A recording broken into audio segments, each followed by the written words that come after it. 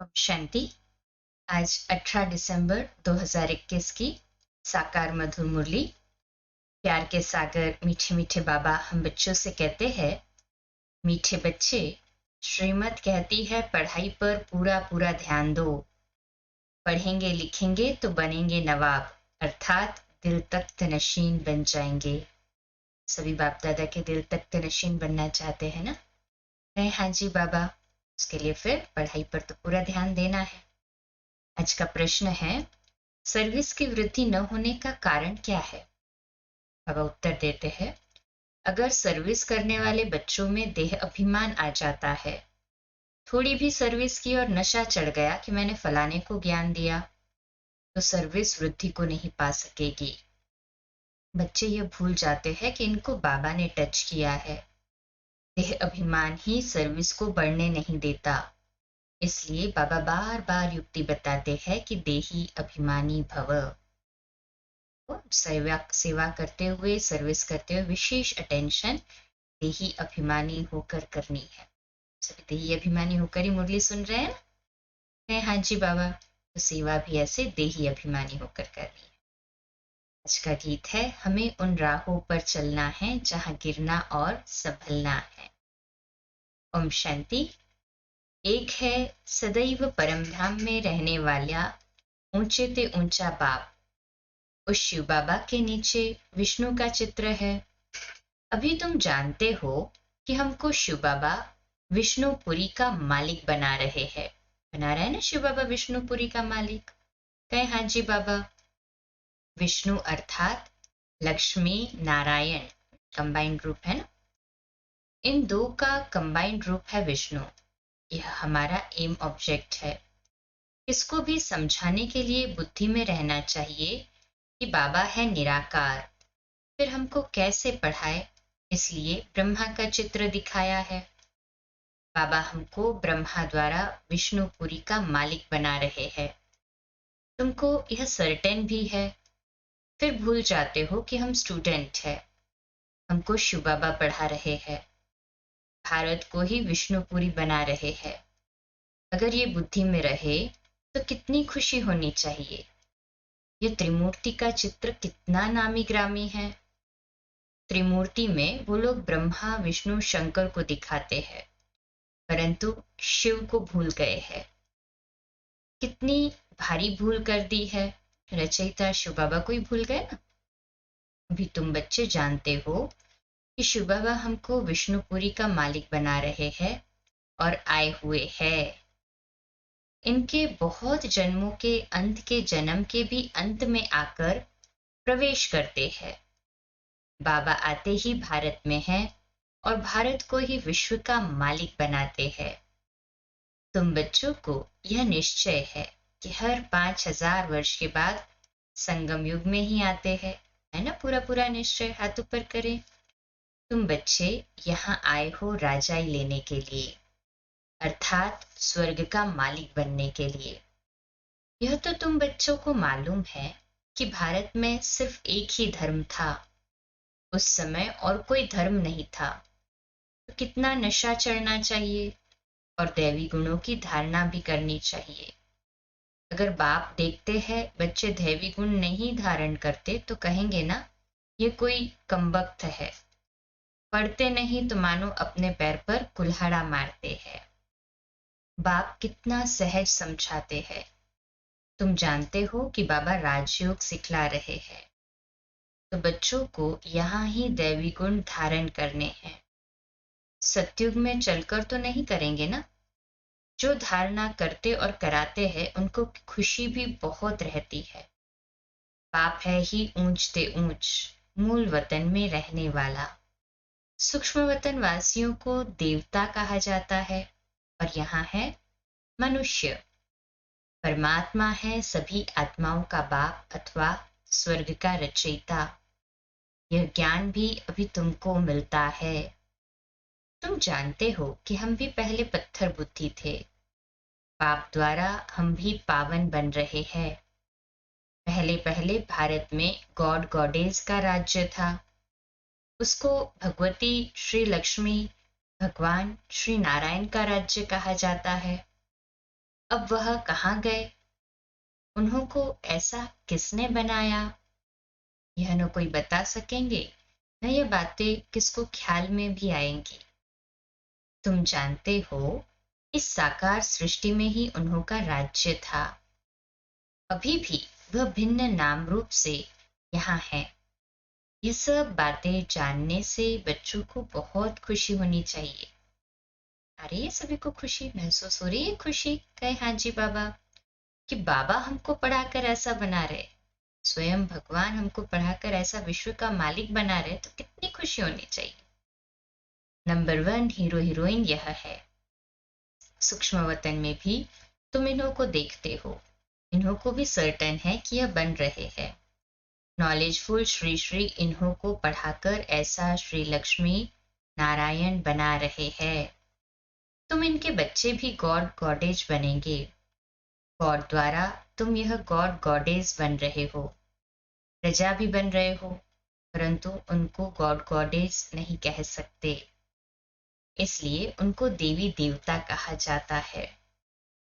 फिर भी मुख्य लक्ष्मी नारायण को गॉड गॉडेज कह देते हैं। इन्होंने सबसे ऊंच पुरुषार्थ कर ये पद पाया है। सभी को तो भगवान भगवती नहीं कहेंगे ना। नंबर 1 की ही महिमा गाई जाती है। सर्वगुण संपन्न, 16 कला संपूर्ण, संपूर्ण निर्विकारी, मर्यादा पुरुषोत्तम, अहिंसा परमो धर्म, यही महिमा है ना उनकी। और कोई धर्म वाले की यह महिमा नहीं है। कोई ऐसे भी नहीं कह सकते कि यह तो बना बनाया ड्रामा है। पहले है ही देवी घराना, फिर दूसरे धर्म वाले आते हैं। तुम बच्चों को भी पुरुषार्थ कराया जाता है। जिन्हों का पार्ट है वही स्वर्ग में आएंगे, बाकी सब शांति धाम में चले जाएंगे। इसमें कोई का प्रश्न नहीं उठ सकता।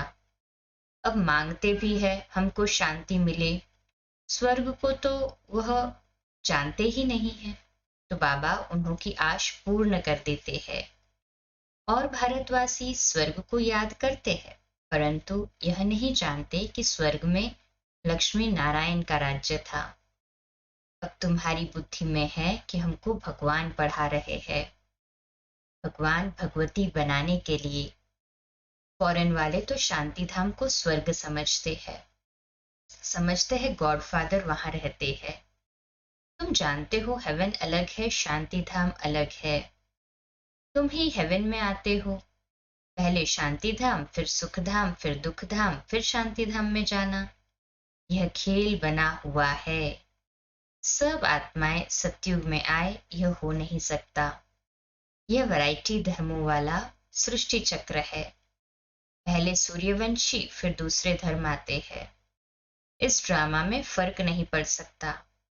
वही हिस्ट्री ज्योग्राफी रिपीट होती है, परंतु कैसे रिपीट होती है यह आकर जानना चाहिए।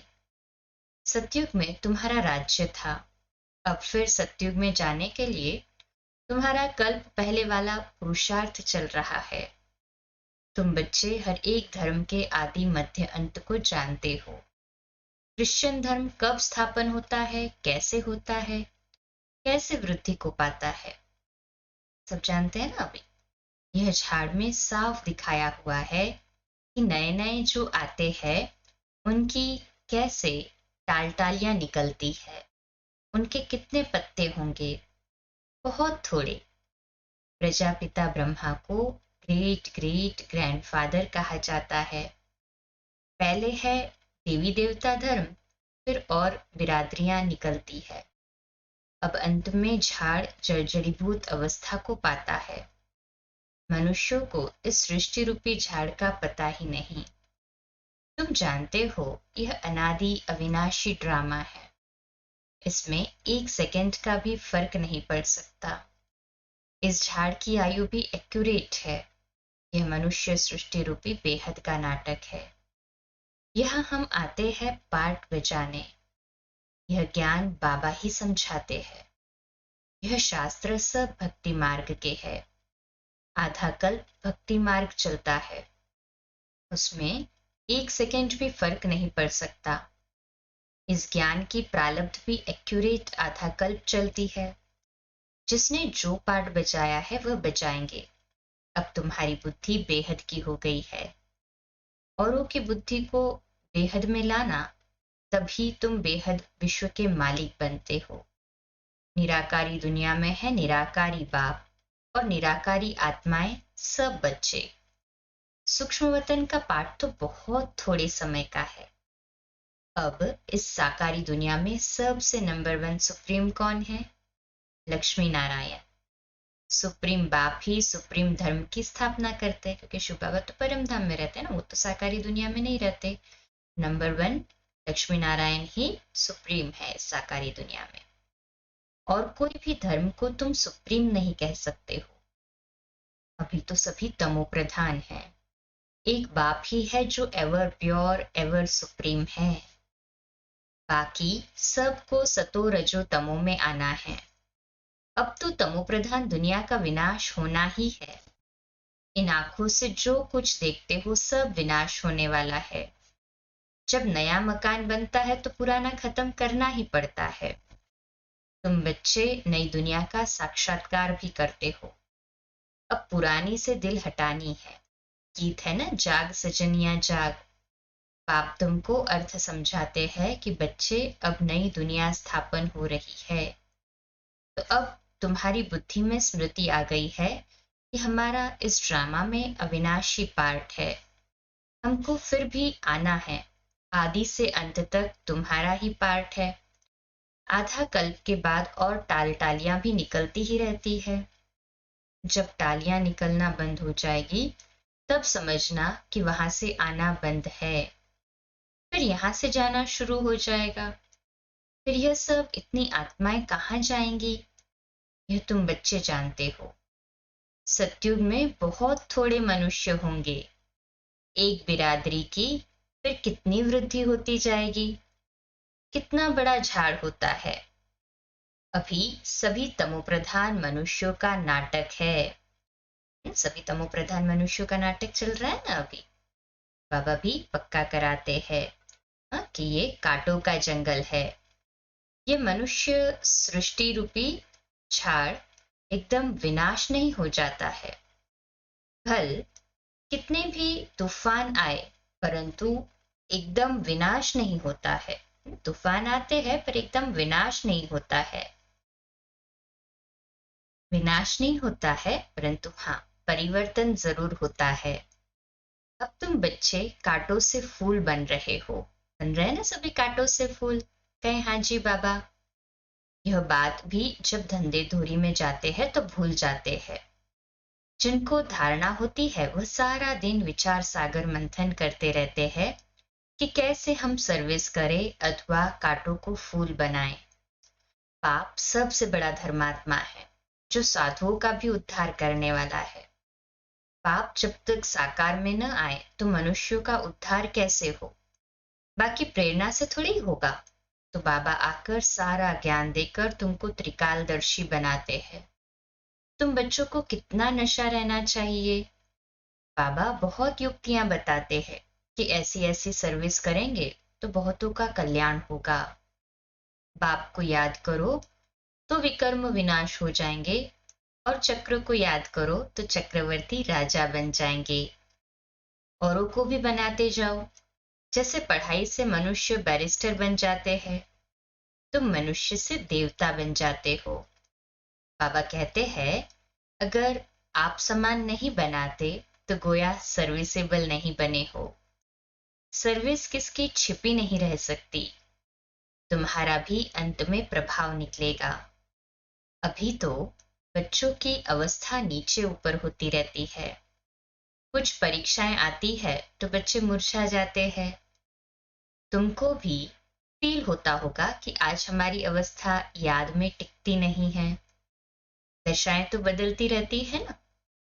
बृहस्पति की दशा उतरती है तो एकदम नीचे गिरा देती है। बीमारी भी कर्म भोग है जो सर्विस नहीं कर सकते। बीमारी भी बाबा कहते हैं कर्म भोग है। तो अभी बीमार होके कर्म भोग भोगे या सेवा करके कर्म भोग भोगले, सोच लेना है।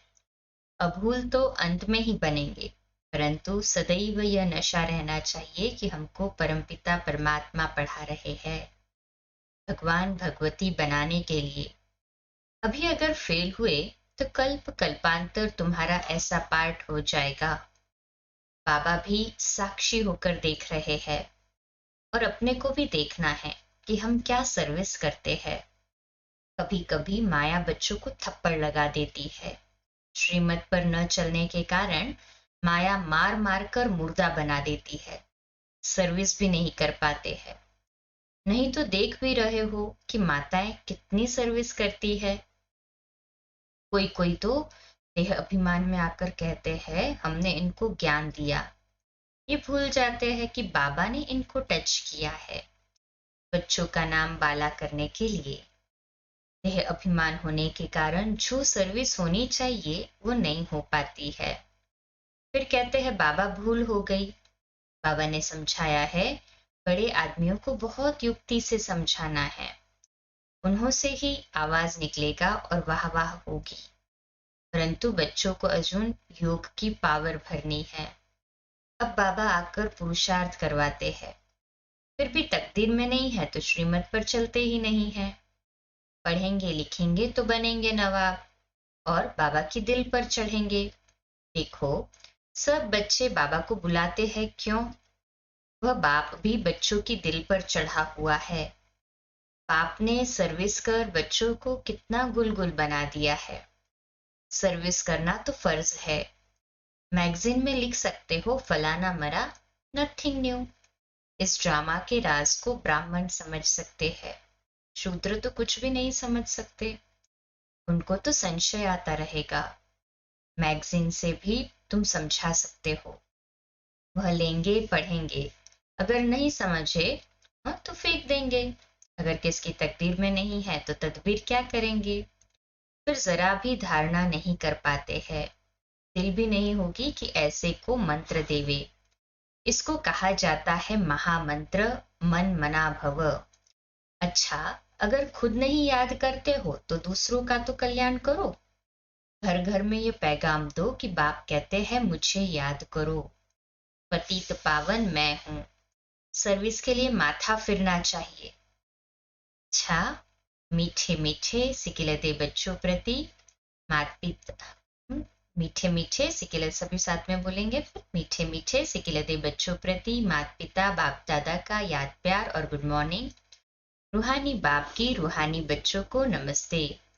हम रूहानी बच्चों की रूहानी माता पिता बाप दादा को याद प्यार गुड मॉर्निंग और नमस्ते।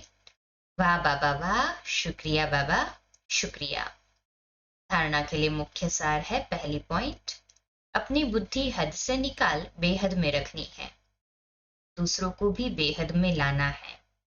इस पुरानी दुनिया से दिल हटा देना है। हटा दिए सभी ने पुरानी दुनिया से दिल? जिसने हटा दी है कहे हाँ जी बाबा। दूसरी पॉइंट है, सदा खुशी में रहने के लिए धारणा करनी और करानी है। हमको भगवान पढ़ाते हैं, यह नशा रखना है। इसका मीठा मीठा वरदान है, तपस्या द्वारा अपने विकर्मों व तमोगुण के संस्कारों को भस्म करने वाले तपस्वी मूर्त भव। इसका विश्लेषण है, जैसे अभी ईश्वरीय पालना का कर्तव्य चल रहा है, ऐसे लास्ट में तपस्या द्वारा अपने विकर्मों और हर आत्मा के तमोगुणी संस्कार व प्रकृति के तमोगुण को भस्म करने का कर्तव्य चलना है। इसके लिए सदा एकरस स्थिति के आसन पर स्थित हो अपने तपस्वी रूप को प्रत्यक्ष करो। आपकी हर कर्मेंद्रिय से देह अभिमान का त्याग और आत्म अभिमानी बनने की तपस्या प्रत्यक्ष रूप में दिखाई दे। ये पक्का हमारा अभ्यास हो कि देह अभिमान का पूरा त्याग और आत्म अभिमानी स्थिति प्रत्यक्ष दिखाई दे। आज का स्लोगन है, संस्कारों की टक्कर से बचने के लिए बालक और मालिकपन का बैलेंस रखो। जब कोई सेवा के लिए ओपिनियन पूछते हैं तब ओपिनियन देते वक्त मालिक बनकर ओपिनियन देना है, ना? पूरे प्रोज ऑन कॉन्स देखते हुए। परंतु जब बड़ों से या निमित्त आत्मा से कोई डायरेक्शन मिलता है तो बालक बनकर स्वीकार कर लेना है, फिर उसमें टू मच में नहीं जाना है। बाबा ने जिसको जो टचिंग, बड़ों को जो टचिंग कराई होगी उसमें कल्याण है, इसे समझ के नथिंग न्यू के साथ में ड्रामा के पार्ट में हर एक का पार्ट एक्सेप्ट करते हुए ऐसे बैलेंस बनाकर चलना है बालक और मालिकपन का। संस्कारों की टक्कर से बच जाएंगे। अच्छा, आज का हमारा स्वमान और स्वमान लिखने के लिए और अभ्यास करने के लिए, मैं तपस्वी मूर्त आत्मा हूँ। मैं तपस्वी मूर्त आत्मा हूँ। अच्छा, कम बोलो, धीरे बोलो, मीठा बोलो, सत्य बोलो, सोच समझकर बोलो। निमित्त भाव, निर्माण भाव, निर्मल वाणी। ओम शांति।